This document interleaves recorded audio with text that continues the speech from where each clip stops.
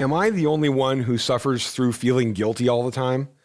Hi, and welcome to another episode of Talks with Dad Rod. I am Ted Rosenblatt, and this is my father, Dr. Rod Rosenblatt. Dad, my guilt of my sins weighs on me. Am I the only one that suffers through this feeling of malaise? I hear good news. I've been reading some things. I've been listening to some things. I hear some good things at my church, but my guilt of my sin and the things I struggle with, they are on me every week. Yeah, they don't go away. I hear these good things in some places, and I'd like to hear more, but they don't go away. Yeah. One thing that is very important is have a pastor and a congregation with the theology that understands it. And that's very few congregations and pastors in America. That's for starters. Second of all, in this sort of thing, it's good to read earlier Christians from other centuries. Lewis said, we make mistakes and confusions, but usually not the same ones made in the earlier centuries. In other words, it isn't universal, always the same things, but more often than we would guess, it is things that have been dealt with by earlier generations of Christians.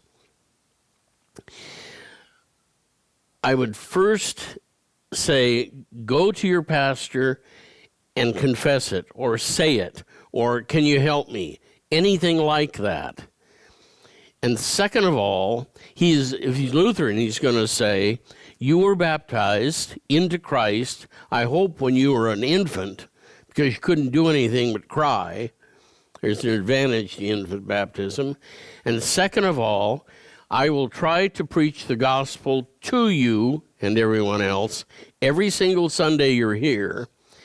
And in spite of your misery, come to the Lord's Supper and let me absolve you. And just keep doing that. Because the key is outside of you, not inside. The key is the preaching of the gospel to you and the supper for you and your baptism into Christ when you couldn't do anything about it. And listen to those. What about this thing I've heard about individual confession and absolution? Isn't that an archaic, a remnant of the Catholic Church? I grew up as a pietistic Lutheran, which was a killer, and I'd never even heard of this in that pietistic Lutheranism. But I learned later on that's one of the things in the Lutheran pastor's arsenal. If you want to come in and confess, it's not required, but if you're under duress and you want to come in and confess, I'll hear your confession, and I promise you I'll absolve you. Come on in whenever you want. If I have time, we'll do it.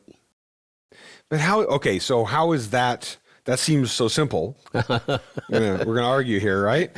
That seems so simplistic. I mean, I've had some of the good news. I've like I said, I've read some things. I've heard some things. You know, I like the idea of getting this from my pastor every week, even if I think I'm not sure I might be getting that. I'm not sure. Is that really going to make that much of a difference for me? Powerful stuff. Because honestly, if I'm in this situation, if I'm there, I'm scared. This is not easy. This is a question of fear. This is a question of it's like an illness. It's like an illness, and it's not getting better. It's not even staying flat. It's not even staying flatline. This is something that is either getting worse in my heart and what's burdening me, or it's getting better. It's either getting heavier or it's getting lighter. Yep. Right? Yep. So this is a critical question just for me living my life week in, week out, month in, month out. Yeah. Overall, these broadcasts or these sessions are for every Christian. But here it's going to be, you might think about maybe that the Lutherans have arrows in the quiver that not everybody's got. That's worth thinking about anyway. Well, this is right out of Scripture. What you're talking about is right out of Scripture. Yeah.